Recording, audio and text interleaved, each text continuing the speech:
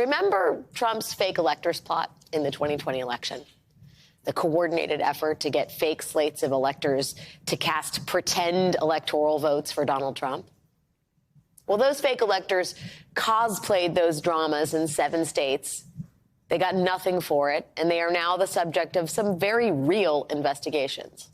In Georgia, Fani Willis has charged 3 of the 16 fake electors in that state as part of her conspiracy case against Donald Trump. In Michigan, 16 fake electors have been charged by the state's attorney general. One of them is already cooperating with prosecutors. Today in Nevada, a grand jury announced that it has indicted 6 of Nevada's fake electors. All of those cases are making their way through the courts. And in the state of Wisconsin, we finally got something we have not yet seen: accountability. Today, Donald Trump's 10 Republican fake electors in the state of Wisconsin officially agreed to settle a lawsuit over their election forgery. Those 10 Republican fake electors have agreed to withdraw their fake documents. They have agreed to acknowledge that Joe Biden won the 2020 presidential election 3 years later. And they have all agreed to never serve as presidential electors in any election where Donald Trump is on the ballot. So all of that is meaningful, and it is long overdue. But it is also very clarifying, because as part of that settlement in Wisconsin, we have also learned new details about what that fake electors plot looked like behind the scenes. And those details are damning, especially for Republicans, especially for Donald Trump. In one set of text exchanges, one of the fake electors refers to the whole plot as a possible steal, as in what we're trying to do here is steal an election. Specifically, while discussing the logistics of the plot, the fake elector says they don't want to have a technicality mess up the possible steal. And then, in case you were wondering, the fake elector then clarifies that by they, he means the Republican Party of Wisconsin and Trump's lawyers. Oh, okay. Just to be clear. Another person on the text chain asks, how do you feel about all of this? And that same fake elector replies, I feel like I have to do it. Otherwise, there'll be a target on my back in my own district. Got to toe the Trump line. Otherwise, sound familiar, Kevin McCarthy? In this Wisconsin settlement, it is clear that Trump's team and the National Republican Party were all over this fake electors plot in ways we did not perhaps truly understand. Here's another text message from a Wisconsin Republican Party insider. On a phone conf with Rudy G, he's saying to all the states, no heads up to any media on electors meetings. Rudy G says no press at the sham elector certification. Got that? In another exchange, another elector laments, apparently Ken Chesebro is inviting himself to this thing.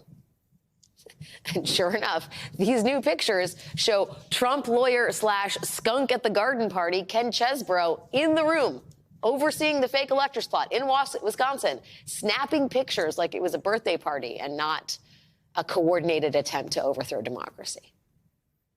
The Trump team was apparently so involved in this plot in Wisconsin that they provided private security to the fake electors as they gathered together to pretend certify votes for Donald Trump.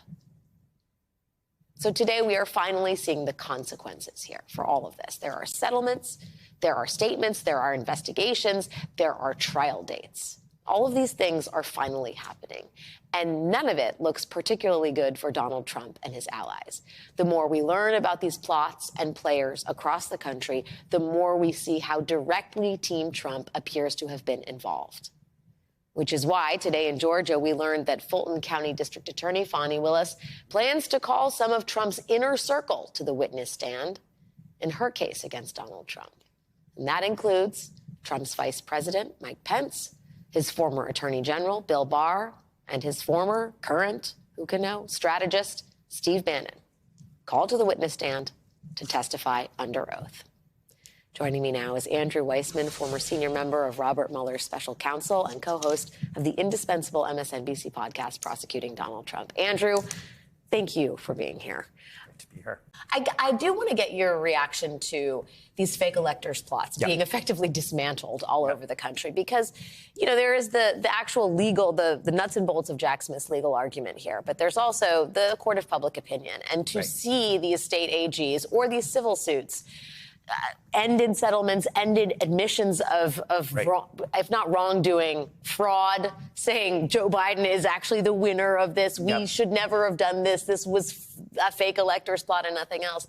How meaningful is that for Jack Smith as we barrel towards that March 4th date? So I think that's a great question, because I was thinking about sort of how to explain this, because when you think about big picture, the big picture is you have 10 electors who said, what we did was wrong, that we are not real electors, that Joe Biden won, that we were told to sign up only as a contingency, that this was not going to be advanced unless and until the Wisconsin Supreme Court ruled in our favor, and we were misled.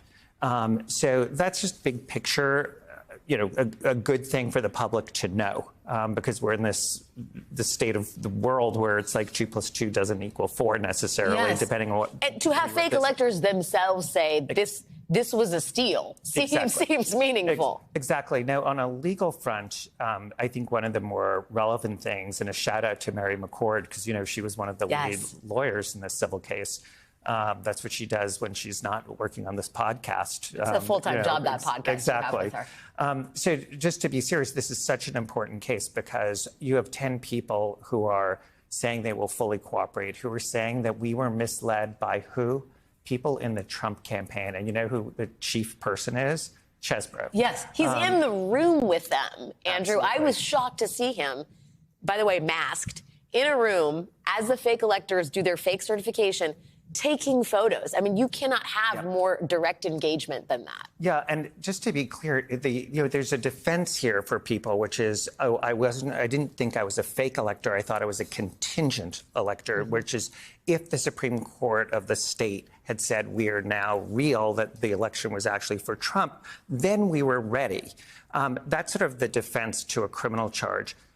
Chesbro doesn't have that, because he was going to use these electors no matter what. And you know how one of the ways we know that? On the 14th of December, the Wisconsin Supreme Court rules against Trump and says this is frivolous.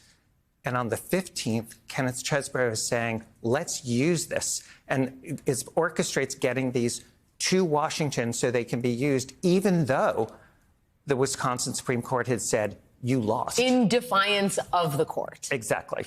So he is that is blatant on his part. The fact that the Trump campaign is supplying security here, the fact that Rudy Giuliani is literally directing them not to have press in the room for these fake costume certifications, if you will, that all seems like damning evidence directly connecting these state-level plots to overturn the election or the results of the election to Trump HQ. If you're Jack Smith, you probably know all of this anyway. I would imagine it strengthens your hand. Do you imagine that some of this material is going to come up in his case when it goes to trial? Absolutely. What he's going to want to do is show that this was an orchestrated scheme from headquarters. In other words, it's coming from Washington. This was not growing up sort of innately from the states seeing something wrong that was happening. In fact, in Nevada, where we just saw criminal indictments, there wasn't even a lawsuit at the time. So they basically, the charges is they sort of manufactured that so they could say, oh, well, we're doing this because there's this lawsuit. But that was, cart before the horse. Yes. So that is definitely going to be part of the March trial that Jack Smith has orchestrated.